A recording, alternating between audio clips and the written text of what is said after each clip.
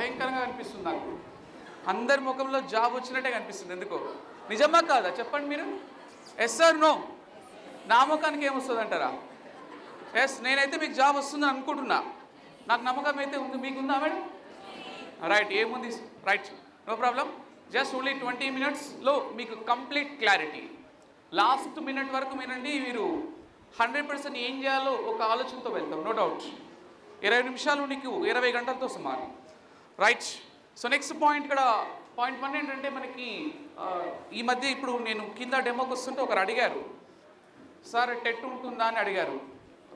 ఇట్లా steps ఎక్కుతుంటేనే good morning sir అని old batch ఎవరు టెట్ ఉంటుందా అని అడిగారు. నేను ఒకటే క్వశ్చన్ అడిగాను. నేను చెప్పలే మేడం, అది సీఎం గారే చెప్పారు. అసెంబ్లీ సాక్షిగా సీఎం గారే 90,000 పోస్టులు నేను చెప్పారు. ఆయన చెప్పినాక నేను చెప్తే ఏముందండి? నేను చెప్పాల్సిన అవసరం ఉందా? ఎవరు చెప్పారు మేడం టెట్ ఉంటుంది, 90,000 నోటిఫికేషన్స్, 90,000కు పైగా పోస్టులు ఉంటాయని ఎవరు చెప్పారు సార్? మరి ఇంకా నమ్మరా మీరు? నమ్మరా? Right, so point 1, TET cum DSC. Already TET qualify అయ్యామో అని వాళ్ళు చేయొద్దండి. టెట్ క్వాలిఫై అయ్యాం, నో డౌట్. అసలు టెట్టే రాయలేదు సార్, దాని లైఫ్లో చూడలేదు అన్న వాళ్ళు చేయొద్దండి. వెరీ గుడ్, మీరు ఎక్సలెంట్, దింపండి. స్కూల్ అసిస్టెంట్కి వెళ్ళే వాళ్ళు చేయొద్దండి. స్కూల్ అసిస్టెంట్కి వెళ్తాము అన్న వాళ్ళు నైస్. గురుకుల స్కూల్ అసిస్టెంట్ రెండు. గురుకుల స్కూల్ అసిస్టెంట్ కాకుండా ఎస్జిటికి వెళ్తామన్న వాళ్ళు చేయెత్తకండి. మిగతా వాళ్ళు వాళ్ళే, మిగతా వాళ్ళు వాళ్ళే కదా, ఎత్తకూడదు. రైట్, 3 ప్రశ్నలకు జవాబు చెప్పాలి నాకు. మిమ్మల్ని 3 క్వశ్చన్స్ అడుగుతా. సో ఫస్ట్ నేను చెప్పే 20 minutes సార్, ప్లీజ్ పక్క వాళ్ళతో మాట్లాడకుండా క్లారిటీగా వినండి. నీకు ఫ్రీ డెమోనే, ఇదే డెమో నేను బయట చెప్తే డబ్బులు బాగా తీసుకుంటా. మీకు ఫ్రీగానే ఉంది కాబట్టి 20 minutes 100% కాన్సన్ట్రేషన్తో వినండి, నీకు పక్క క్లారిటీ వస్తుంది సార్. సో 3 క్వశ్చన్స్ అడుగుతా, ఆన్సర్ కరెక్ట్గా చెప్పండి. మనసులో ఉన్నది చెప్పండి. జాబు కొడితే బాగుంటుంది, జాబు కొట్టాలి, జాబు కొట్టాల్సిందే. మీరు 3 చెప్తారు. మళ్ళొకసారి, జాబు కొడితే బాగుంటుంది, జాబు కొట్టాలి, జాబు కొట్టాల్సిందే కదా. మీరు థర్డ్ ఆప్షన్ నేనా? ఎవరైనా ఫస్ట్ ఆప్షన్ ఉన్నారా? ఎవరు ఉండర్లే, ఉన్నారా మీ ఫస్ట్ ఆప్షనా? అవునేత, okay, good, nice nice. So third option. మరొక క్వశ్చన్ అడిగితే ఆన్సర్ చెప్పండి. మీరు జాబు కొట్టాల్సింది అన్నారు కాబట్టి ఎంతమంది టెట్ సిలబస్ కంప్లీట్ చేశారు? పరిపూర్ణంగా సబ్జెక్ట్ మొత్తం ఎంతమంది చదివారు? ఆల్ సబ్జెక్ట్స్, తెలుగు కాదండి, Telugu, English, psychology, maths, science, social, ఎంతమంది పర్ఫెక్ట్ అయ్యారో చేయొద్దండి ఒకసారి. మొత్తం కంప్లీట్ సారిగా. నేను డిఎస్సి నోటిఫికేషన్ కోసం టెట్ నోటిఫికేషన్ వెయిట్ చేస్తున్నాను చేయొద్దండి సార్ నిజాయితీగా. ఎస్, మరి ఏం చెప్పారు? ఒకరండి, ఎవరు చేయెత్తారు చెప్పండి సార్. కందపద్యం లేఖనాలు ఉంటాయి. ఎస్, నభస్మం అనే పదంలోని సంధి. మీరు రెడీ అంటే నాకు ఆన్సర్ కావాలి. నువ్వు రెడీ, నేను అడిగిన ప్రశ్నలకు జవాబు చెప్పినట్టు నువ్వు రెడీ, అంతేగా. నువ్వు చెప్పట్లేదంటే నువ్వు రెడీ కానట్టు లెక్క. పాయింట్ 1 వినండి. సో యాక్చువల్గా సార్ ఒక నోటిఫికేషన్ ఒక ర్యాంకర్గా ఎక్స్ప్లెయిన్ చేస్తున్నా. ఒక దాంట్లో మనం జాబ్ కొట్టాలంటే మ్యాక్సిమం నోటిఫికేషన్ పడకముందు 80% కంప్లీట్ చేసుకుని ఉండాలి. That is first important point. But మీరు కొంత లేట్గా వచ్చారా ఎర్లీగా వచ్చారా తెలియదు, కానీ నా దృష్టిలో ప్రజెంట్గా అయితే ఎర్లీగానే వచ్చారు. ఎందుకంటే ఇప్పుడే నోటిఫికేషన్స్ వస్తున్నాయి కాబట్టి మీరు వచ్చారు. ఇంకొక విషయం చెప్తా, మీకు తెలియని విషయం. ఇంకా 2 లక్షల మంది లేవలే, ఇంకా వాళ్ళు ఇంకా పడుతుందా లేదా అని ఆలోచన భ్రమలో ఉన్నారండి. మీరన్నా బెటర్. నోటిఫికేషన్స్ వస్తున్నాయంటే ఒక 1000 మెంబర్స్ వచ్చారు సార్. మ్యాక్సిమం 5 lakhs మెంబర్స్ అండి డిఎస్సి రాయబోయే వాళ్ళు. సో మేబీ అందులో టెట్లో 1 lakh క్వాలిఫై అవ్వకుండా ఒక 4 lakhs అయితే మినిమం ఉంటారండి. సో 20,000 పైన వేకెన్సీ ఉన్నట్టు మనకి అంచనాలు ఉన్నాయి. అంటే 4 లక్షల మందిని కాదని, first point, most important point, మీకు ప్లస్ పాయింట్. 4 లక్షల మందిని కాదని 1000 మంది ఇక్కడికి వచ్చారంటే సంథింగ్ ఈజ్ దేర్, ఏదో ఉందండి మీలో. అంటే జాబు కొట్టాల్సిందైనటువంటి ఆలోచన మీలో ఉంది కాబట్టి వచ్చారు, లేకపోతే రారండి. మళ్ళీ నెక్స్ట్ ఏమో ఇంకొంతమంది వస్తారు. ఇంకొంతమంది ఎప్పుడు వస్తారు తెలుసా? నోటిఫికేషన్ పడ్డాక చిన్నగా బయలుదేరుతూ ఉంటారు. అప్పుడు 45 days టైం ఉంటుంది మేడం. సో 45 daysలో ఈ సిలబస్ అనేది మ్యాక్సిమం నాకు తెలిసి అయితే కవర్ కావడం ఇంపాసిబుల్. సో ఒకటి మాత్రం గుర్తుపెట్టుకోండి, మీరు 100కు 100% కొంచెం ముందే ఉన్నారు. That is happy. And next point, మరి 4 లక్షల మంది ఎగ్జామ్కి వెళ్తున్నారు, 20,000 పోస్టులు ఉన్నాయి. మరి ఏం కావాలండి? మనం 4 లక్షల మందిని కాదని ఆ 20,000 మెంబర్స్లో మనం ఉండాల్సిందే కదా. మనకు కావాలి, జాబ్ కావాలి. మరి ఏం కావాలి? ఎట్లా అయితే మనం జాబ్ కొట్టగలుగుతాం? ఫస్ట్ మనకి ఏముండాలి? మెటీరియల్ ఉండాలా, లేకపోతే కోచింగ్ సెంటర్ ఉండాలా, లేకపోతే మంచి ఎయిర్ కూలర్లో ఏసీ పెట్టుకొని చదువుకోవాలా? ఏముండాలి అసలుకి? Yes madam, good, nice point. Confident అండి. నువ్వు ఒకటి గుర్తుపెట్టుకోండి సార్, నువ్వు గ్రూప్ 1కి వెళ్ళు, సివిల్స్కి వెళ్ళు, ఏ ఎగ్జామ్ కన్నా వెళ్ళు భయ్. ఫస్ట్ పాయింట్ కోచింగ్ కాదు, ఫ్యాకల్టీ కాదు, ఎవ్వరు కాదండి. సెల్ఫ్ కాన్ఫిడెంట్, నీకు నమ్మకం ఉండాలి. ఫస్ట్ నీలో ఒక 100% కాన్ఫిడెంట్ లెవెల్ అనేది ఒక పీక్లో ఉండాలి. అలా ఉన్నప్పుడే మ్యాక్సిమం 50% జాబ్ వచ్చేసినట్లే. 50%, 100% కాదు, 50% నువ్వు జాబ్ రీచ్ అయినట్టే. This is first important. మన దగ్గర ఉన్నటువంటి రోగం, నేను ప్రతి డెమోలో చెప్తానండి ఇదే ఫస్ట్ పాయింట్తో, ఎందుకంటే ఇది ఇంపార్టెంట్ కాబట్టి. మన దగ్గర ఉన్నటువంటి బ్యాడ్ సార్, మీకనే కాదు, జాబ్ ప్రిపేర్ అయ్యేటప్పుడు నాకు కూడా అనిపించింది ఏంటంటే, ఇక నోటిఫికేషన్ పడుతుందంటే పుస్తకాలన్నీ ఓపెన్ చేస్తాను, బుక్ మళ్ళీ ఇస్తాం ఇప్పుడే. ఇక బుక్స్ అన్నీ ఓపెన్ చేస్తూ ఉంటాం, ఎప్పుడు దుమ్ము పట్టి ఉంటాయి, ఇక ఓపెన్ చేస్తాం, ఇక చదవడం స్టార్ట్ చేస్తాం. ఒక 2 days బాగా స్టార్ట్ చేస్తాం, సైకాలజీ, తెలుగు, ఇంగ్లీష్ స్టార్ట్ చేస్తాం. ఇక స్టార్ట్ చేసిన 2 daysకే నా ముఖానికి జాబ్ ఏమొస్తుందో ఏమో, చీ 4 లక్షల మంది అంటే ఈ ముఖానికి చీ, ఇదేనండి. అది ఫస్ట్ పక్కన పెట్టండి సార్ ప్లీజ్. ఆ కాన్ఫిడెంట్ అనేది ఫస్ట్ మీరు సెట్ చేసుకోండి హార్ట్ఫుల్గా. ఖచ్చితంగా నేను కూడా చెప్తున్నానండి, ఒక ర్యాంక్ వచ్చింది, టాప్ 10 ర్యాంకు. సో నేను ప్రిపేర్ అయ్యేటప్పుడు కూడా నాకు కూడా అలాగే అనిపించిందండి, నా ముఖానికి ఏమొస్తుంది అనుకున్నా. బట్ సక్సెస్ అయ్యాను, బట్ ఈ లెవెల్ వచ్చాను. దట్ ఈస్ మోస్ట్ ఇంపార్టెంట్ అండి. అది లేని వాళ్ళు ఎవరైనా ఉంటే ఫస్ట్ అది సెట్ చేసుకోండి. రెండవ పాయింట్, అతి ముఖ్యమైన పాయింట్ ఏంటంటే, ఒక డాక్టర్ దగ్గరికి పేషెంట్ వెళ్ళిన తర్వాత, this is most important example. ఒక డాక్టర్ దగ్గరికి పేషెంట్ ట్రీట్మెంట్ తీసుకున్న తర్వాత, ఆ పేషెంట్ ట్రీట్మెంట్ అయిపోయినాక డాక్టర్ పేషెంట్ ముఖం చూసి, నో డౌట్ మీరు చాలా హ్యాపీగా ఉన్నారు, మీకు ఏం ప్రాబ్లం లేదు, మీకున్న రోగం ఒక 1 weekలో పోతుంది, నువ్వు హ్యాపీగా ఉండొచ్చు అంటే వాడు ఖచ్చితంగా 3 daysలో సెట్ అవుతాడు. అదే డాక్టర్ దగ్గర ట్రీట్మెంట్ తీసుకున్న తర్వాత పేషెంట్ డాక్టర్ దగ్గర కూర్చున్న తర్వాత, నో డౌట్ నీలో చావు కళ అద్భుతంగా ఉట్టిపడుతుంది. నాకు తెలిసి నువ్వు 3 రోజుల కన్నా ఎక్కువ బతకరు అంటే 3 గంటల్లో వచ్చండి వాడు. This is important point. So ఒక్కడే గుర్తుపెట్టుకోండి సార్, మీరు రామాయలో జాయిన్ అవుతారా, ఇంకెక్కడ జాయిన్ అవుతారా, దట్స్ యువర్ ఒపీనియన్, నేను చెప్పను. బట్ ఒక కాన్ఫిడెంట్ అనేది భారీగా ప్రిపేర్ చేసుకోండి. That is first important point. Second point ఇంకోటి, కాన్ఫిడెంట్ అనేది మీలో ఉందని నేను చెప్తున్నా. ఎందుకు చెప్తానంటే, 4 లక్షల మందిని కాదని ఫస్ట్ ఇన్ఫర్మేషన్లోనే మీరు వచ్చారంటే మీ దగ్గర ఉంది బై, దాన్ని కంటిన్యూ చేసే ప్రయత్నం చేయండి. ఎప్పటివరకు? డిఎస్సి ఎగ్జామ్ అయ్యేంత వరకు మీ ప్రయత్నం ఆపకండి. This is second point. And next, ఇక తెలుగు సబ్జెక్ట్కి సంబంధించిన దాంట్లో, తెలుగు అనే దాంట్లో మనకి 30 మార్క్స్ ఉంటాయండి. ఈ 30 మార్క్స్లో అందరిలో ఉన్న ఒపీనియన్ ఏంటంటే, తెలుగే ఉంది భయ్, మస్తు మార్కులు వస్తాయి. మీకు తెలుసో లేదో, రామాయలో 116 మార్క్స్ వచ్చాయి ఒక అబ్బాయికి, అతనికి తెలుగులో 12 మార్కులు వచ్చాయి గతంలో. నా దగ్గరకు వచ్చినాక 26 మార్కులు ఏమి వచ్చాయి. So Telugu, psychology, English 3 subjects important అండి. వీటితో పాటు కంటెంట్ పార్ట్ కూడా important. One more most important point, then after నేను వెళ్తా. మీరు గురుకుల రాయాలన్నా, డిఎస్సి రాయాలన్నా, నువ్వు ఏది రాయాలన్నా ఫస్ట్ టెట్లో 120 వచ్చాయా లేవో చూసుకో అంతే. ఇంతకుముందు టెట్ క్వాలిఫై అని చెప్పారు కదా, ఇందులో 120 అబవ్ వచ్చిన వాళ్ళు చేయొద్దండి. 120కి పైగా వచ్చిన వాళ్ళు ఒకరు చేయొత్తారండి. Very good, nice. ఇంకెవరైనా ఉన్నారండి? ఎవరు లేరు ఇక్కడ, వాళ్ళు ఇక్కడ ఉండరులేండి, టైం వేస్ట్, వాళ్ళు ఎక్కడో ఉంటారు. ఒకటి గుర్తుపెట్టుకోండి మేడం, ఫస్ట్ పాయింట్, అందరికీ ఉన్న డౌట్, 100కు 1000% టెట్ పడుతుంది. ఎప్పుడు? గురుకుల, డిఎస్సి కన్నా ముందు, దాంట్లో డౌటే లేదు. ఫస్ట్ టెట్టే చదవండి. నీకు ఏమన్నా ఉండని భయ్, నువ్వు టెట్లో 120+ వచ్చిన తర్వాతనే నువ్వు డిఎస్సి గురించి ఆలోచించు. అంతవరకు టెట్ మాత్రమే చదవండి.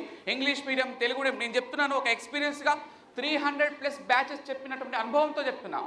మీరు ఇక్కడ 500 మంది ఉన్నారు, 3000 మెంబర్స్ కూడా చెప్పా బ్యాచ్. సో నా ఎక్స్పీరియన్స్తో చెప్తున్నాను, ఫస్ట్ టెట్ మోస్ట్ ఇంపార్టెంట్. టెట్లో క్వాలిఫై కావడం ఇంపార్టెంట్ కాదు. టెట్లో 120, మ్యాక్సిమం 110 అలా ట్రై చేయి. 110 ఉంటే ఆటోమేటిక్గా నీకు 110, 120 మార్కులు వస్తే డిఎస్సికి ఒక ఉత్సాహం పెరుగుతుందండి. ఎస్, నేను డిఎస్సి కొట్టగలుగుతున్న నమ్మకం వస్తుంది ఫస్ట్. అంతేగాని టెట్లో 80, 90 వచ్చాయనుకో, పక్కోడి కన్నా నువ్వు తక్కువ పాయింట్లో ఉంటావు. సో దానివల్ల కాన్ఫిడెంట్ లెవెల్ తగ్గుతుందండి. నేను చాలా బుక్స్ చదువుతానండి, ఆ ఎక్స్పీరియన్స్ చెప్తున్నాను. This is first important. మీరు టెట్కే వెళ్ళండి. టెట్ తర్వాత డిఎస్కి 4 నెలలు మినిమం టైం ఉంటుంది. వాడు ఇప్పుడు ఏం ఫిలప్ చేయడం అవి అన్నాడు, బట్ టెట్ వేసి అంత అయిపోయాక మళ్ళీ డిఎస్కి 3 నెలలు టైం. మనకు టైం కూడా కావాలండి, మనకు టైం కూడా కావాలి. కాబట్టి ఇదొకటి ఫస్ట్ మెంటల్గా ఫిక్స్ చేసుకోండి.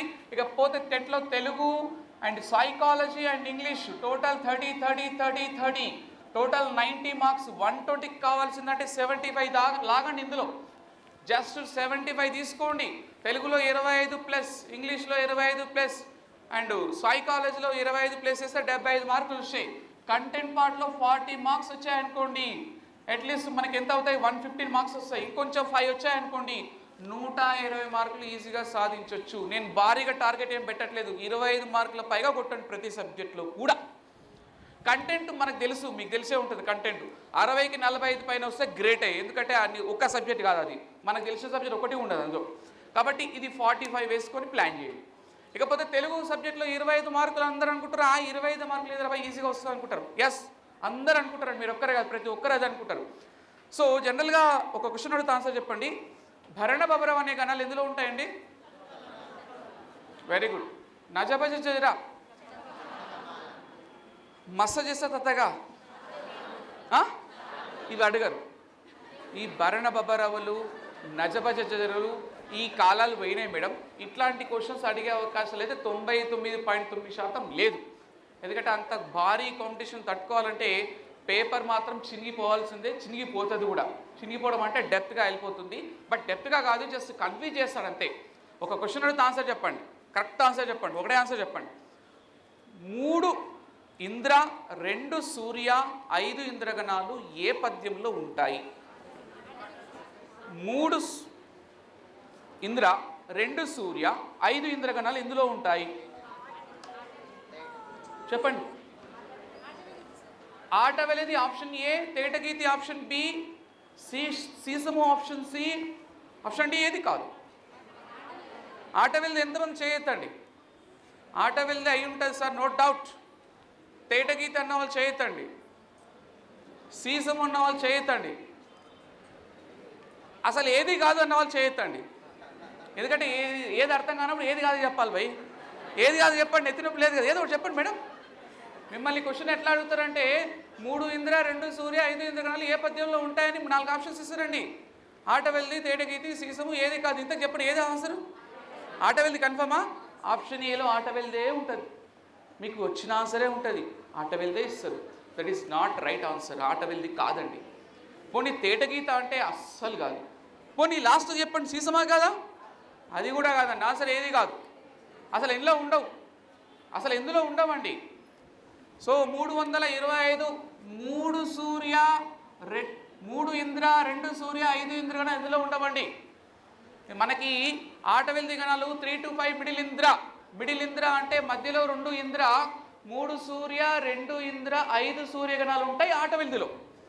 సో చిన్నప్పుడు నేర్చుకున్నాం మనం ఈనగణత్రయంబు, హంసపంచకమును, ఆటవెల్దని నేర్చుకున్నాం. బట్ కాంపిటేటివ్ ఎగ్జామ్కి వచ్చేసరికి ఆ పద్యాలతో నేర్చుకోవద్దండి. ఈ కోడ్ చెప్తా, మీరు మళ్ళీ చెప్పండి. 3 to 5 అనండి ఒకసారి అందరూ. 3 to 5 మళ్ళీ ఒకసారి అనండి మేడం. అన్న వాళ్ళందరికీ జాబ్ వస్తుందండి. 325 అనండి మేడం.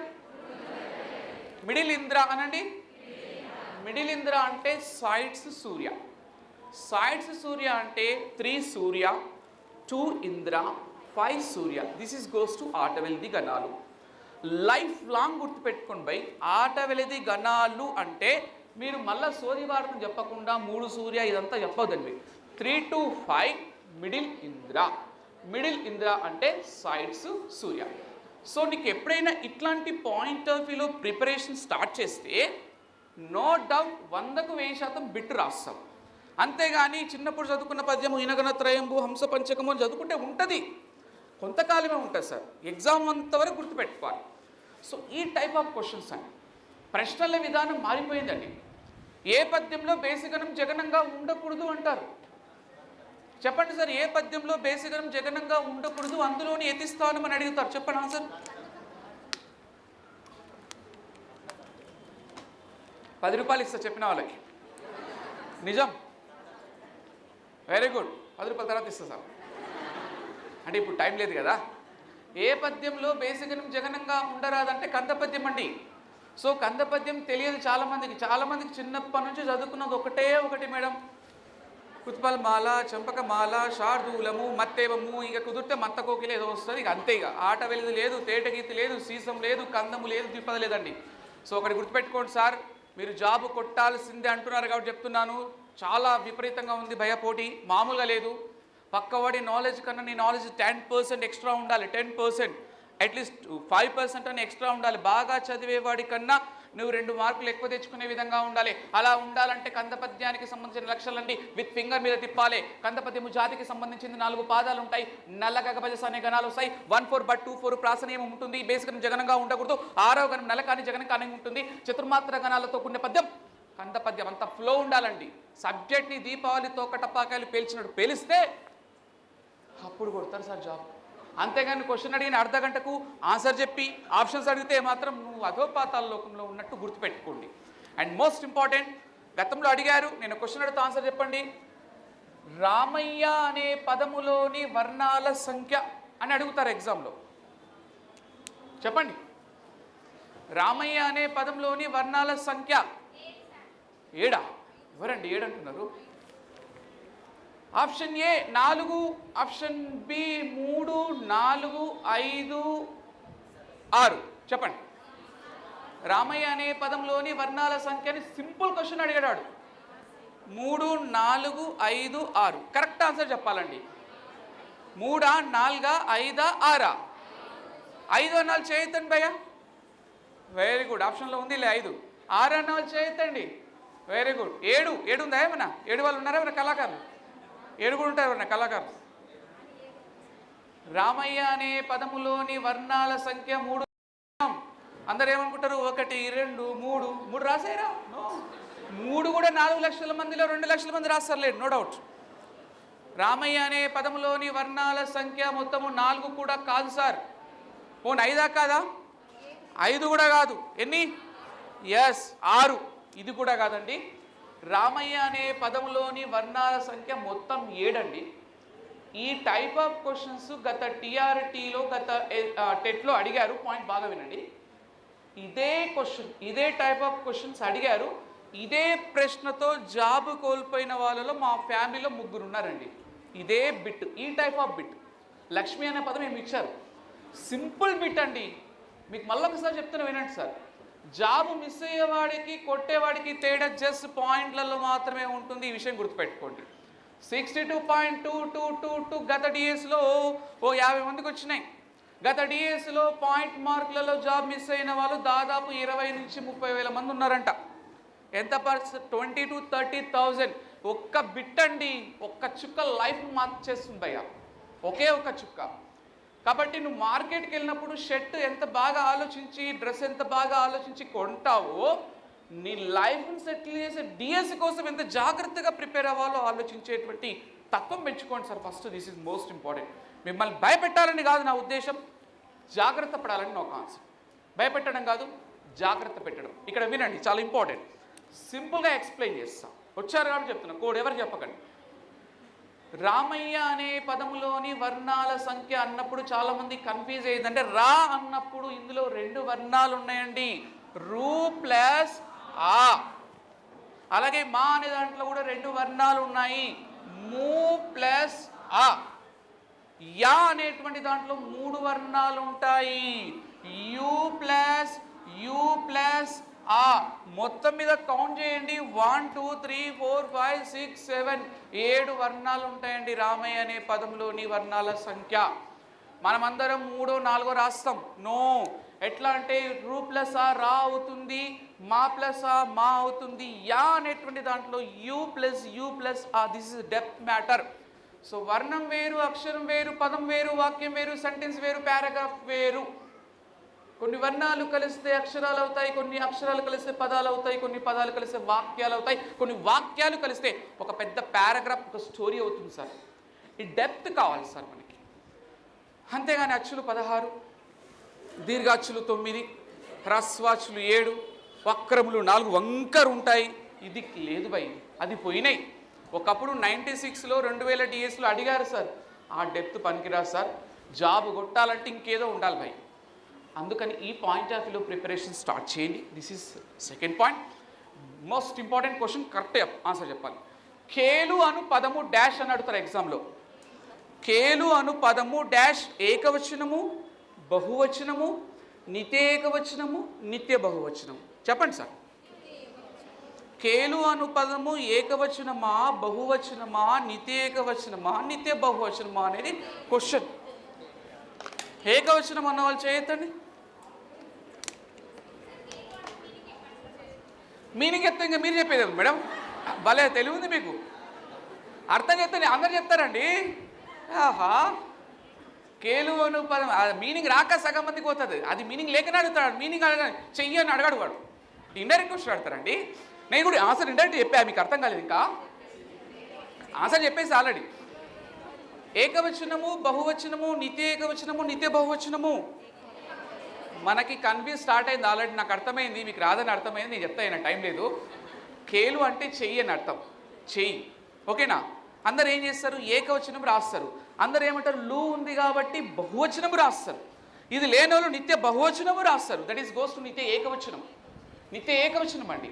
పాలు, నీళ్ళు ఇట్లా కొన్ని ఉంటాయండి కాన్సెప్ట్. ఏకవచనాలు వేరు, బహువచనాలు వేరు, నిత్య ఏకవచనాలు వేరు, నిత్య బహువచనాలు. చిన్న ప్రశ్న అండి ఇది. మనకు తెలిసిన ప్రశ్నలాగా అనిపిస్తుంది సార్, కానీ ఇలాంటి క్వశ్చన్లు అడిగి మిమ్మల్ని కన్ఫ్యూజ్ చేస్తారు సార్. కాబట్టి ప్రతి అంశం అండి, వ్యాకరణానికి సంబంధించిన ప్రతి అంశం కూడా క్లారిటీగా వెళ్ళాలి sir. That is most important. And next question correct answer చెప్పండి. ఇది పక్కా చెప్పాలండి. మీరు చెప్తే మీరు జాబ్ కొడతారు 100కు. ప్రతిదినము అనే పదంలోని సమాసము. ప్రతిదినము అనే పదములోని సమాసం. మీరు ఒకటి అడుగుతారు, ఆప్షన్స్ అంటారు కదా, అనండి. నేను సమాసం అడుగుతున్నా మేడం. ప్రతిదినము అనే పదంలోని సమాసము. నిజంగా చెప్పండి సార్, నిజంగా 10 రూపాయలు ఇస్తా. ద్వంద్వ సమాసం ఆప్షన్ ఏ లేదు, ద్వంద్వ సమాసం కూడా ఇస్తారు. ఎస్, ప్రతిదినము అనే పదంలోని చెప్పండి సార్, లేదు చెప్పండి సార్, నిజంగా gun shot bit, no doubt. ప్రతిదినము ఎవరు చెప్తున్నారు అక్కడ? విశేషణ పూర్వపద, విశేషణ ఉత్తర పద, అవ్యయభావ సమాసము, ద్వంద్వ సమాసము. చెప్పండి. విశేషణ పూర్వపద కాదు, విశేషణ ఉత్తర పద కాదు, దట్ ఈస్ గోస్ టు ద్వంద్వ సమాసము. అస్సలు కాదు, అవ్యయభావ సమాసము. అంటే ఇట్లాంటి డిఫరెంట్ టైప్ ఆఫ్. మనము చిన్నప్పుడు 3 చేపలు, త్రినేత్రాలు, అక్క చెల్లెలు, తల్లిదండ్రులు ఇవి అడగరు పైగా, అయిపోయింది అది.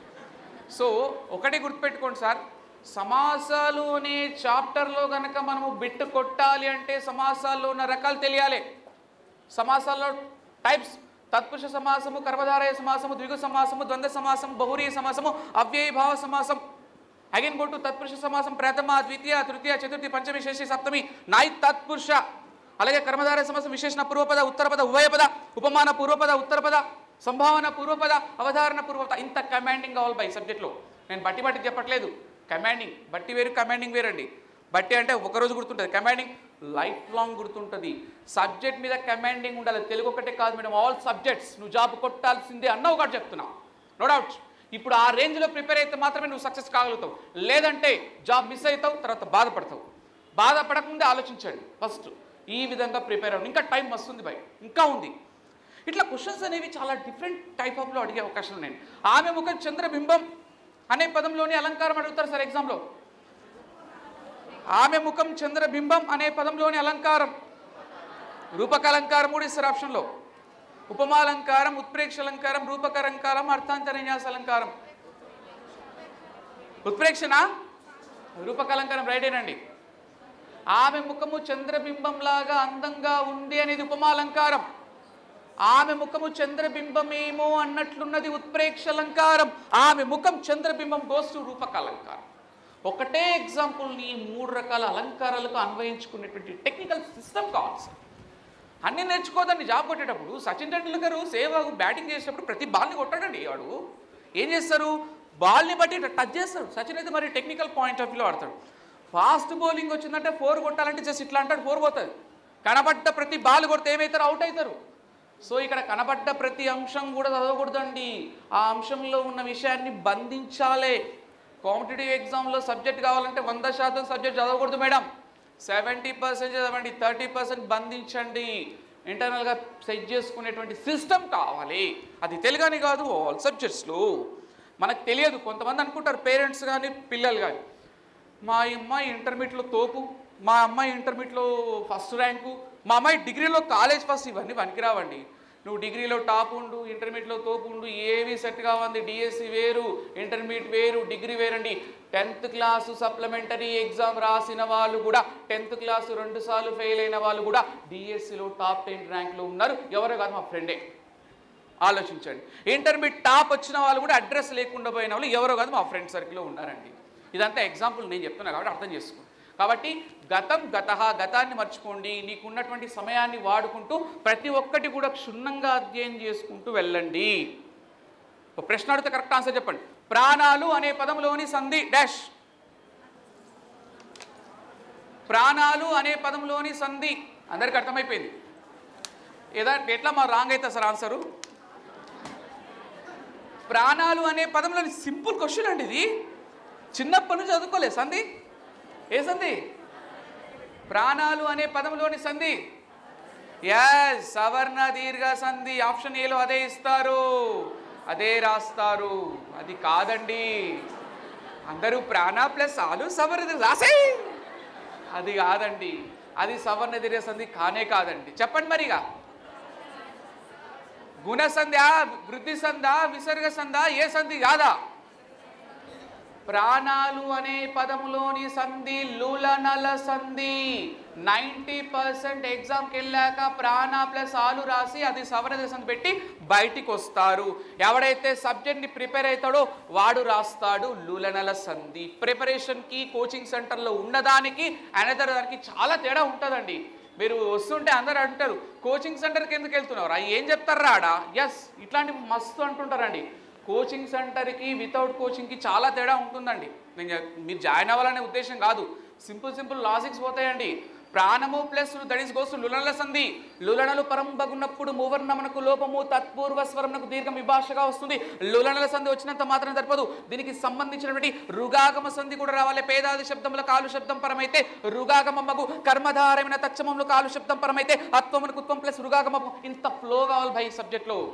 అంతేగాని చిన్నప్పుడు నేర్చుకున్న 4 సూత్రాలు నేర్చుకుని ఎగ్జామ్కి వెళ్తే అడగరు, అడిగితే అవే పెడతావు కూడా. అది కాదు.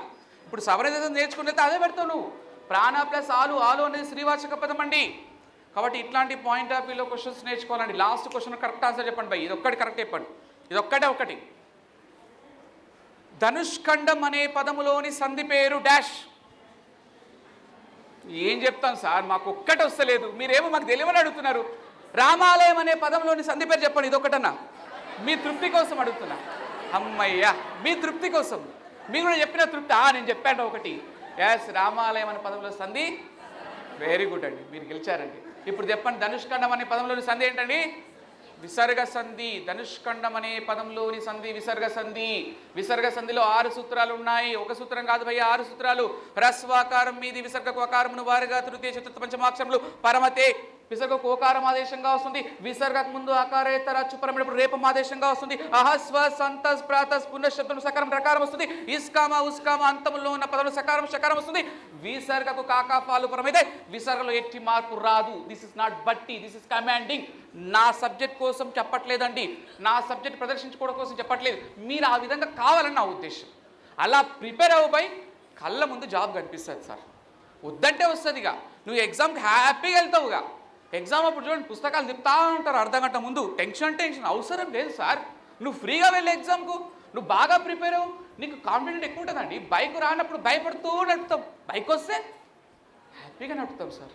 కాబట్టి సబ్జెక్ట్లో కమాండింగ్ మెన్షన్ మేడం. వ్యాకరణం మీద కానీ తెలంగాణ కవులండి. తెలంగాణ కవుల మీద కాళోజీ నారాయణరావు కానీ, దాశరథి కృష్ణమాచార్యులు కానీ, దాశరథి రంగాచార్యులు కానీ, అందశ్రీ కానీ, వట్టికోట ఆల్వారు స్వామి కానీ. ఎస్, స్వరలయలు అనే కావ్యానికి ఎవరికి ఏ అవార్డు వచ్చిందని క్వశ్చన్ అడుగుతారండి. స్వరలయలు అనే కావ్యానికి ఎవరికి ఏ అవార్డు వచ్చిందని క్వశ్చన్. ఒక క్వశ్చన్లో 2 క్వశ్చన్స్ అప్లై చేస్తారు. 2 క్వశ్చన్స్. ఆదికవి ఎవరు, ఇట్లాంటివి అడగరు భయ్యా. భారతం రాసింది ఎవరు, ఇవి అడగరు. స్వరలయలు అనే గ్రంథానికి ఎవరికి ఏ అవార్డు వచ్చింది ఫస్ట్ ఎవరికి తెలియాలి. ఏ అవార్డు పక్కన పెట్టు. అక్కడ దాశరథి కేంద్ర సాహిత్య, దాశరథి ఆంధ్ర సాహిత్య, సామల సదాశివ ఆంధ్ర సాహిత్య, సామల సదాశివ కేంద్ర సాహిత్య అంటాడు. చెప్పండి. మాకు రాదు సార్, మీరు చెప్పండి. స్వరలయలోనే గ్రంథానికి సామల సదాశివ గారికి కేంద్ర సాహిత్య అకాడమీ అవార్డు వచ్చింది. ఇవి తెలియాలంటే సామల సదాశివ గారికి తెలియాలి, దాశరథి కృష్ణమాచార్యులకు తెలియాలి, కాళోజీ నారాయణరావుకు తెలియాలి. దాశరథి కృష్ణమాచార్యులు అగ్నిధార, రుద్రవీణ, మహాంధ్రోదయం, పునర్నవం, అమృతాభిషేకం, గాలిం గీతాలు, తిమిరంతో సమరం. ఈ తిమిరంతో సమరం మనకి కేంద్ర సాహిత్య అకాడమీ అవార్డు వచ్చింది. కవితా పుష్పకం అనే కావ్యానికి ఆంధ్ర సాహిత్య అకాడమీ అవార్డు వచ్చింది. ఇట్లా ప్రతి ఒక్కటి సార్, ఇది అది అది కాదు భయ్, అన్ని పాయింట్స్ కూడా విత్ ఫింగర్ మీద తిప్పే స్థాయిలో మీరుంటే అప్పుడు మీరు డిఎస్సికి టెట్కు రెడీ. అంతవరకు మీరు రెడీ కాలేదు, ఇంకా ప్రిపేర్ అవ్వాలని అర్థం. కొంతమందికి అనిపిస్తుంది ఇంత సబ్జెక్ట్ ఎప్పుడు ప్రిపేర్ అవ్వాలి భయ్, వాటి రేపు నోటిఫికేషన్ ఇస్తే ఏం కాదండి, టైం ఉంది, నోటిఫికేషన్కి ఇంకా టైం ఉంది. ఇప్పట్లో జస్ట్ ఒక 20 days అన్న పట్టే అవకాశం ఉంది. అట్లీస్ట్ ఒక 2 to 3 months అయితే టైం గ్యారంటీ ఉంటుందని. వాస్తవానికి ఫ్రాంక్గా చెప్పాలంటే టైం తక్కువ ఉందని చెప్తాను నేను. ఈ పాటికి మీరు సబ్జెక్ట్ని పిండి ఆరేయాలి. కానీ మీరు ఇప్పుడు వస్తున్నారు, కొంతమంది అయ్యి ఉండొచ్చు, నాకు తెలియదు, కానీ కొంతమంది ఇంకా స్టార్ట్ చేయొచ్చు. ఏది ఏమైనా టైం అయిపోయింది భయ్య, ఇప్పటి నుంచైనా సీరియస్గా ట్రై చేయండి భయ్. కరెక్ట్ కూర్చొని 100% ట్రై చేసుకుంటూ వెళ్ళి ఖచ్చితంగా నువ్వు టెట్లో డిఎస్లో సక్సెస్ అవుతారు సార్. ఈ విధంగా ప్రిపేర్ అయ్యేటువంటి పద్ధతి నేర్చుకోండి. రెండవ అతి ముఖ్యమైన పాయింట్, ఒక క్వశ్చన్ అడుగుతా ఆన్సర్ చెప్పండి. జాబ్ రాకపోతే ఏం చేస్తారు సార్ మీరు? ఇప్పుడు ఇంతగానని చెప్పినా నేను ప్రిపేర్ అవ్వండి సార్ అన్నా, ఇంకా మళ్ళీ నువ్వు ఇంటికి వెళ్ళి మళ్ళీ 2 చెవులు ఉన్నాయి కాబట్టి ఇది వదిలేసే వాళ్ళు కూడా ఉంటారు భయ్, అందరూ రారు, కొంతమంది ఇంకా స్లోగా ఉంటారు. జాబ్ మిస్ అయితే ఏం చేస్తారు చెప్పండి, నాకు ఒక్క ఆన్సర్ చెప్పండి. ఏం చేద్దాం సార్ జాబ్ మిస్ అయితే? మనకి గవర్నమెంట్ జాబ్ రాలేదు, వాడు అన్ని పోస్టులు వేసినా కూడా చదవకుండా మామూలుగా చదివి ఏదో చదువుకుంటూ వెళ్ళి జాబ్ మిస్ అయింది, ఏం చేద్దాం చెప్పండి, ఒక్క ఆన్సర్ చెప్పండి నాకు. Private job. Very good answer, nice answer. ఒకటి చెప్తున్నా భయ్య, ఒక ఫ్రెండ్గా ఏదని అనుకోండి, ప్రైవేట్ జాబ్ అనేది సెక్యూరిటీ జాబ్ కాదు భయ్, మనది ఎనర్జీ సార్. మనము 23 to 35 లాస్ట్ 40 అనేది ఒక ఎనర్జీ టిక్ సమయం. ఈ వయసు రాదండి మళ్ళీ. 23 నుంచి 40, 35, లాస్ట్ 40, లాస్ట్ 45గా, ఇంకా అదే 45 వేరే అనుకో. లాస్ట్ నన్ను అడిగితే 23, 35 కొట్టాలి అసలు మ్యాక్సిమం. ఇప్పుడు వాడు నోటిఫికేషన్ వేయట్లేదు కాబట్టి మన ఏజ్ పెరిగిపోతుంది తప్ప, కరెక్ట్ ఎవ్రీ ఇయర్ నోటిఫికేషన్ వేస్తే 25 సంవత్సరంలో జాబ్ కొట్టాలని నేనంట. నేను కొట్టింది అదే సంవత్సరం, అదే సమయంలో కొట్టాలి. ఎందుకంటే ఆ మూమెంట్లో ఉండే ఎనర్జీ మళ్ళీ రాదండి, రక్తం ప్రవహిస్తూ ఉంటుంది. అంటే ఏజ్ చదువుకున్న మైండ్లోకి వెళ్ళిపోతూ ఉంటుంది. ఈ ఏజ్లో నువ్వు జాబ్ కొట్టకుండా ఉండి జాబ్ మిస్ అయితే ఏం చేస్తారు? ప్రైవేట్ జాబ్కి వెళ్తారు భయ్య. ప్రైవేట్ జాబ్కి వెళ్తే మన సబ్జెక్ట్ అంతా కూడా తెలుగు మీడియం బ్యాక్గ్రౌండ్ ఉంటాం మనమంతా, బయోసైన్స్ తెలుగు మీడియం బ్యాక్గ్రౌండ్ ఉంటావు. వాడు స్కూల్లోకి వెళ్ళాక ఏమమ్మా 25,000 ఇస్తా, బయోసైన్స్ ఇంగ్లీష్ మీడియంలో చెప్తావా అని అడుగుతాడు. ఏం సార్ బయోసైన్స్ ఇంగ్లీష్ మీడియం చెప్తావు? ఓకే సార్ రేపు మాట్లాడదాంలే. అసలు బయోసైన్స్ తెలుగు మీడియమే రాదండి సరిగా, సోషల్ తెలుగు మీడియం బ్యాక్గ్రౌండ్తో వచ్చాం సార్ మనమంతా. వాడు ఇంగ్లీష్ లేపమంటాడు, ఏం చెప్తారని? సోషల్ తెలుగు మీడియమే రాకపోతే ఇంగ్లీష్ మీడియం చెప్తాం. మనం ఏం చేయాలి? మళ్ళీ వాలంటీర్గా ఏదో పని చేసుకుంటూ బతకాలి సార్. ఇప్పుడున్న పరిస్థితుల్లో మేడం వాలంటీర్గా పని చేస్తే 10,000 ఏమి ఇస్తారండి, అది కూడా గ్యారెంటీ లేదు, దాని కూడా రికమెండేషన్లు అంట. మరి ప్రైవేట్ స్కూల్కి వెళ్తేనే వాడు ఇంగ్లీష్ అడిగే, పోనీ ఇంగ్లీష్ నేర్చుకొని పర్ఫెక్ట్ అయ్యి వెళ్తే కూడా వాడు ఏం చేస్తాడు? 15,000, 20,000, 25,000 కూడా ఇచ్చే స్కూల్స్ ఉన్నాయిలే. కానీ తదనంతరం నీ సర్వీస్ పెరిగిన తర్వాత నీకు 30,000, 35,000 పెంచుకుంటూ పోతే ఒకసారి ఒక స్టేజ్లో 50,000కి వస్తావు. నువ్వు వచ్చిన తర్వాత ఇంకొక అడ్డమైన వస్తుంది. ఏమొస్తుంది? నీ ఏజ్ 45 వచ్చి ఉంటుంది, నీ శాలరీ 50 వచ్చి ఉంటుంది. వీడికి ఎందుకురా 25 సంవత్సరాలు ఇద్దరు ఉన్నారు కదా అని వాని 25,000 పెట్టి ఇద్దరిని తీసుకుంటారండి. నేను నాదే పని చేస్తా. మీకు అర్థమైంది అనుకుంటా. ఏజ్ పెరిగినా కొద్దీ ప్రైవేట్ సెక్టర్లో ఉంచారు, నువ్వు ఎంత అత్యున్నతమైన వ్యక్తి అయితే తప్ప. బట్ సింపుల్ లాజిక్, గవర్నమెంట్ సెక్టర్లో అట్లా కాదు సార్. ఏజ్ పెరిగినా కొద్దీ శాలరీ పెరుగుతూ ఉంటుంది, ఇక పెరుగుతూనే ఉంటుంది. ఇప్పుడు సీనియర్స్ 1,00,000కు పైగా శాలరీ డ్రా చేస్తున్నారండి. వాళ్ళ సీనియారిటీ అంతే, గవర్నమెంట్ లేదండి. సుప్రీంకోర్టు కూడా గవర్నమెంట్ జాబ్ తీసే రైట్స్ లేదండి, వాడు ఎంత ఏదో పని చేసే తప్ప. అసలు ఏదో పని చేయడానికి స్కూళ్ళల్లో టీచర్లకు ఏం కమిషన్ తీసుకుంటారా అండి? పిల్లోడి దగ్గర ఏమైనా డబ్బులు తీసుకుంటారా? వాడికే ఇవ్వడం, నీకేమిస్తున్నాడు? బట్ సెక్యూరిటీ జాబ్ పై లైఫ్ లాంగ్ హ్యాపీగా ఉండడం కోసము 6 నెలలు నీది కాదనుకో, 6 నెలలు నీది కాదనుకో. ప్రైవేట్ సెక్టర్లో లైఫ్ శాశ్వతం కాదు మేడం. నేను చేశాను ఇంటర్నేషనల్ స్కూల్లో 12 years బ్యాక్, 12 సంవత్సరాల క్రితం నేను చేసిన స్కూల్ ఇంటర్నేషనల్ స్కూల్, మామూలు స్కూల్ కాదు. ఆ స్కూల్లో అడ్మిషన్ ఫీజులు 2 లక్షలు ఏముండే అప్పుడు, ఇప్పుడు 4 లక్షలు అయిందంట అడ్మిషన్ ఫీజు, డొనేషన్. అది పెద్ద స్కూల్, ఏసీ స్కూల్. అప్పుడు నాకు దాదాపు 25 దాకా వచ్చాయి. అవి ఇవి ట్యూషన్లు అంతా చెత్త చెదానికి అయితే 20 వచ్చేది. అయినప్పటికీ అది వదిలిపెట్టుకొని గవర్నమెంట్ సెక్టర్కి వచ్చాను భయ్.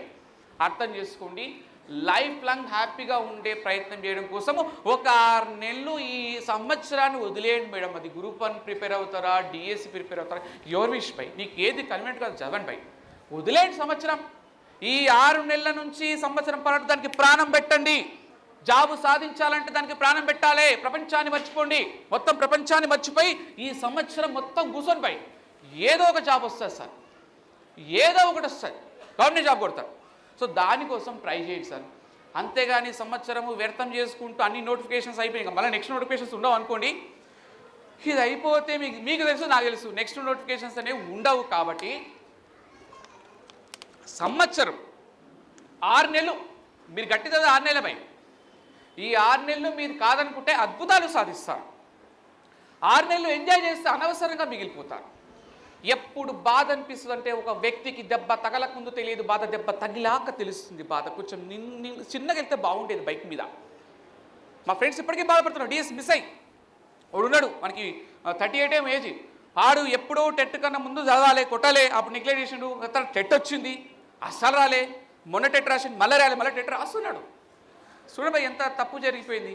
అందుకనే చెప్తున్నాను, జాబ్ మిస్ అయిన తర్వాత నీ ఫ్రెండ్ ఎవడో జాబ్ కొట్టి నీ ఇంటి ముందు నుంచి ఎలక్ట్రికల్ స్కూటీ వేసుకొని తిరుగుతుంటే అప్పుడు కాలుతుంది పోయి నీకు. చీచీచి వాడు కొట్టే కదా రాబా.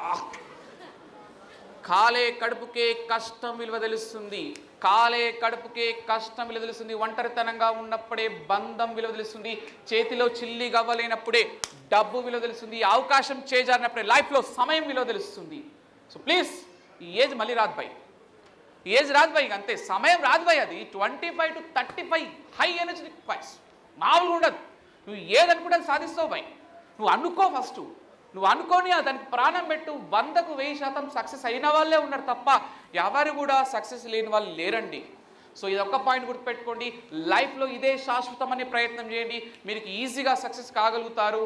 సో ఆన్లైన్ ఆఫ్లైన్ 2 లైన్లు ఉన్నాయి మనకి. ఇంకోటి ఇందరికి ఇదే డౌట్, ఆన్లైన్ కోవాలా ఆఫ్లైన్ కోవాలా? ఒకటే చెప్తా భయ్, నీ దగ్గర టైం ఉంది, మీ ఇంట్లో సపోర్ట్ చేస్తున్నారు, డబ్బులు ఇస్తున్నారు, వచ్చే ఆఫ్లైన్కి. లేదు సార్ నాకు 100 సమస్యలు సార్, మా ఇంట్లో పిల్లలు ఏడుస్తూనే ఉంటారు, ఇక వాళ్ళకు ఉండాల్సిందే, నేను లేకపోతే ఇల్లు గడవదు అన్న వాళ్ళు ఆన్లైన్కి వెళ్ళాలి. ఒకటే బెస్ట్ ఆప్షన్ ఆఫ్లైన్. ఒకవేళ మీకు టైం ఉంది, మీ ఇంట్లో పోవమ్మా చదువుకోపోవంటే వచ్చేయి ఆఫ్లైన్. 100 మంది కలిస్తే ఒక పోటీ పెరుగుతుందండి. ఇక్కడికి వచ్చాక మీకు ఇంతకుముందు తెలియదు, ఇక్కడికి వచ్చాక అనిపించదండి, వాయబ్బా ఇంతమంది ప్రిపేర్ అవుతున్నారా. ఇంకో డెమో నడుస్తుంది ఇప్పుడు వెళ్ళాలి అక్కడికి నేను, రేపు మళ్ళీ సండే. ఇంకొక పాయింట్ చెప్తున్నా భయ్, రామాయణ ఎంతమంది ఉన్న సబ్జెక్ట్లో ఎవరు ఏ ఫ్యాకల్టీ కాంప్రమైజ్ కాదు. This is most important point. కొంతమందిలో ఉన్న మోస్ట్ నెగిటివ్ థాట్స్ ఏంటంటే, ఇంతమంది ఉన్నారు కదా ఏం చెప్తారు. నో డౌట్ రామాయణలో ఎంతమంది ఉన్న సబ్జెక్ట్లో ఏ ఫ్యాకల్టీ కూడా కాంప్రమైజ్ కాకుండానే అంతే ఎనర్జెటిక్గా ఉంది కాబట్టి ఇంతమంది వస్తున్నారు భయ్. నేనని కాదు, almost all faculties no doubt సబ్జెక్ట్కి 100కు 1000% న్యాయం చేస్తారు. అట్లాంటి ఫ్యాకల్టీ మన దగ్గర ఉన్నారు. సో ఒకటే గుర్తుపెట్టుకోండి, ఏది ఏమైనా ఈ పరిస్థితులని జారవించుకోకుండా ప్రయత్నం చేయండి.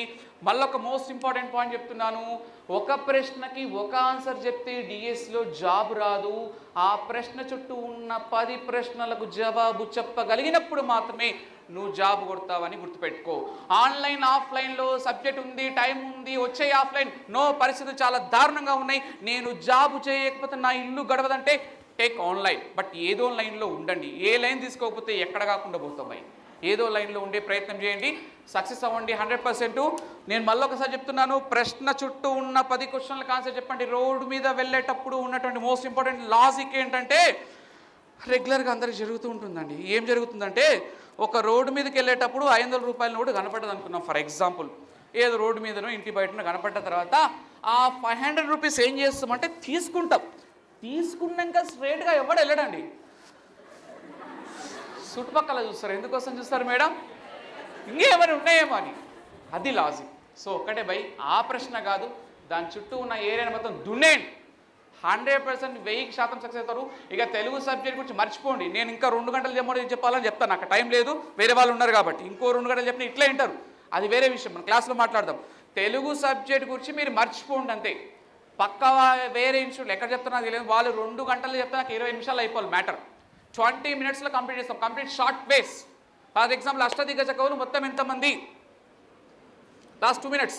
అష్టదిగ్గజ కవులు మొత్తం ఎంతమంది మేడం? పేర్లు చెప్పండి ఫాస్ట్గా. అల్లసాని పెద్దన్న, నంది తిమ్మన్న, తెనాలి రామకృష్ణుడు, అయ్యలరాజు రామభద్రుడు, రామరాజ భూషణుడు, దూర్జటి, మాదేగారి మల్లన్న, పింగళి సూరన్న. మీకోసం మళ్ళొకసారి. ఏం బట్టి పట్టినరా సార్? బాబా నో బట్టి. అల్లసాని పెద్దన్న, నంది తిమ్మన్న, తెనాలి రామకృష్ణుడు, అయ్యలరాజు రామభద్రుడు, రామరాజ భూషణుడు, దూర్జటి, మాదేగారి మల్లన్న, పింగళి సూరన్న. సబ్జెక్ట్ని మ్యాక్సిమం టెక్నికల్గా బంధించడం. ఇది చాలా టైంలో చెప్తా ఉంటా. జస్ట్ మీకోసం. చీమని ఇంగ్లీష్లో ఏమంటారు భయ్యా? యాంట్. చీమని ఇంగ్లీష్లో యాంట్ అంటాం. యాంట్. చీమ రాత్రిపూట రంగారెడ్డి డిస్టిక్ వెళ్ళింది. చీమ రాత్రిపూట రంగారెడ్డి డిస్టిక్ వెళ్ళి అక్కడ ఎంపీ గారు ఎలక్షన్లో గెలిస్తే షేక్ హ్యాండ్ ఇచ్చింది పోయి. చీమ రాత్రిపూట రంగారెడ్డి ఆర్ఆర్డీకి వెళ్ళి ఎంపీ గారితో షేక్ హ్యాండ్ ఇచ్చింది. చీమని ఇంగ్లీష్లో యాంట్ అంటారు. యాంట్లో ముగ్గురు కవరున్నారు. యాంట్ చీమ, A N Allasani Peddanna, N T Nandi Timmanna, T అంటే తెనాలి. చీమలో ముగ్గురు కవులున్నారు madam. Ant, A N T, ant, Allasani Peddanna, Nandi Thimmanna, Tenali. మీకు టెట్టు డిఎస్ అయ్యేసరికి మీ ఇంటి ముందల్లా పక్కల చీమలు కనిపిస్తూ ఉంటాయి. కనిపించినప్పుడు ఏ అల్లసాని పెద్దన్న, ఏ నంది తిమ్మన్న, తెనాలి. అయిపోయా. అరే బోడి ఈగను పెట్టి రాజమౌళి హిట్ కొడితే చీమను పట్టి బిట్టు పట్టలేమా భయ్య? ఆలోచించండి. ఆర్ఆర్డి రామభద్రుడు, రామరాజ భూషణుడు, డి అంటే దూర్జటి. ఆర్ఆర్డి రామభద్రుడు, రామరాజ భూషణుడు, డి అంటే దూర్జటి. ఎంపీ అంటే మాదయ్య గారి మల్లన్న, పి అంటే పింగళి సూరన్న. సో ఇట్లాంటి టైప్ ఆఫ్ మెథడ్స్ కావాలి సార్. ఈ టైప్ ఆఫ్ మెథడ్స్లో ప్రిపేర్ అయితే నువ్వు ఎంత బట్టి పట్టినా పేర్లు గుర్తుండవు, కానీ టెక్నికల్గా వెళ్తే 100% మైండ్ ఒక మెమరీ పిక్చర్ మెథడ్ని యాక్సెప్ట్ చేస్తుంది. సో ఆ point of view preparation start చేయి. One more last most important point, సమయం అండి. దయచేసి చెప్తున్నా భయ్యా, నువ్వు ఇంటికి వెళ్ళిన తర్వాత నువ్వు జాయిన్ అవ్వకపో, దట్స్ యువర్ ఒపీనియన్. కానీ ఇంటికి వెళ్ళిన తర్వాత రేపటి నుంచే ప్రిపరేషన్ స్టార్ట్ చేయి. నువ్వు గ్రూప్ 1 అనుకుంటున్నావా, టెట్ మ్యాక్సిమం టెట్టే ఉంటారు నాకు తెలుసు. టెట్ టు డిఎస్ అనుకుంటే ప్రిపరేషన్ స్టార్ట్ చేయి. కొండ కోనలు, వాగు వంకలు, చెట్టు చేమలు, ఎన్ని ఆటంకాలు ఎదురైన ప్రవాహం మాత్రం ఆగదు, అలాగే సమయం కూడా ఆగదు. ఏడాది విలువ ఏమిటో పరీక్ష రాసి ఫెయిల్ అయిన విద్యార్థికి బాగా తెలుసు. ఏడాది విలువ ఏమిటో పరీక్ష రాసి ఫెయిల్ అయిన విద్యార్థికి బాగా తెలుసు. నెలలు నిండకుండే బిడ్డను కన్న తల్లికి నెల విలువ ఏమిటో తెలుస్తుంది. ప్రాణాన్ని నిలబెట్టేందుకు చేసే ప్రయత్నంలో వైద్యుడికి క్షణక్షణం విలువైంది. మిల్లీ సెకండ్ల విలువ ఒలింపిక్ రేస్లో స్వర్ణం బదులు రజతం సాధించిన క్రీడాకారుడికి మాత్రమే తెలుస్తుంది. So gold time, don't waste. అసలు టైం వేస్ట్ చేయకండి. తెలుగు గురించి మర్చిపోండి, నేను చూసుకుంటా.